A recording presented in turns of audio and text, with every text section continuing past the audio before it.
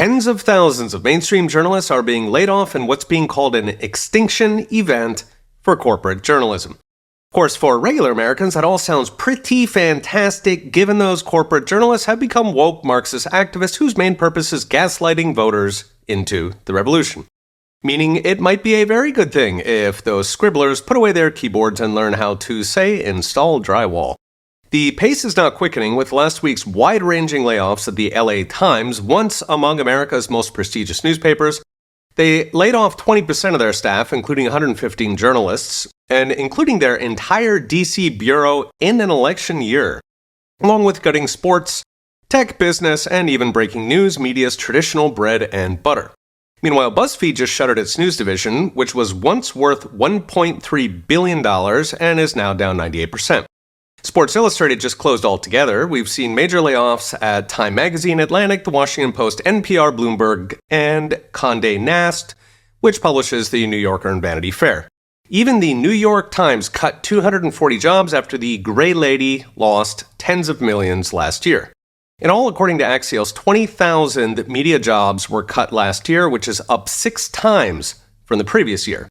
And so far in 2024, they appear to be accelerating. So what's driving it? In short, a loss of trust, which is turning off readers, taking ad revenue along with them. After all, if people don't trust you, they won't subscribe, many won't even read.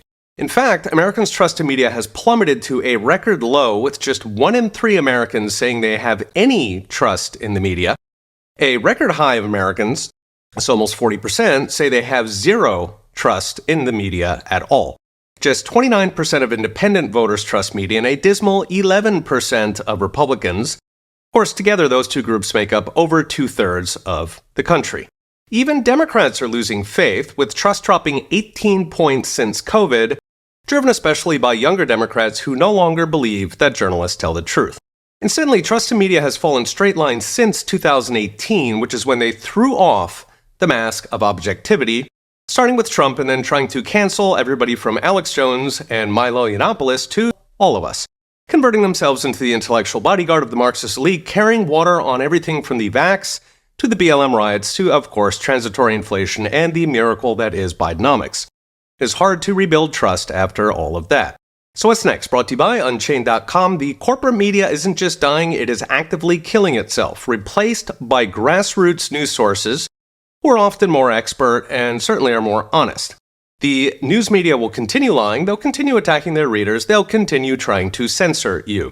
The same game plan that has been wiping them out, and in the process progressively removing themselves from the conversation altogether. I'd actually expected to accelerate. Elon Musk has built a distribution channel on X or Twitter, where the alternative media can finally compete on a level playing field with the dinosaurs. For example, these daily videos get 500,000 views, produced on an iPhone and a $100 mic, and there are thousands like me who are eager to replace the lying activists who run our dying mediocrity. A fresh episode of the weekly Roundup podcast just dropped. Check it out at petersanonge.com. Okay, we'll be watching. See you next time.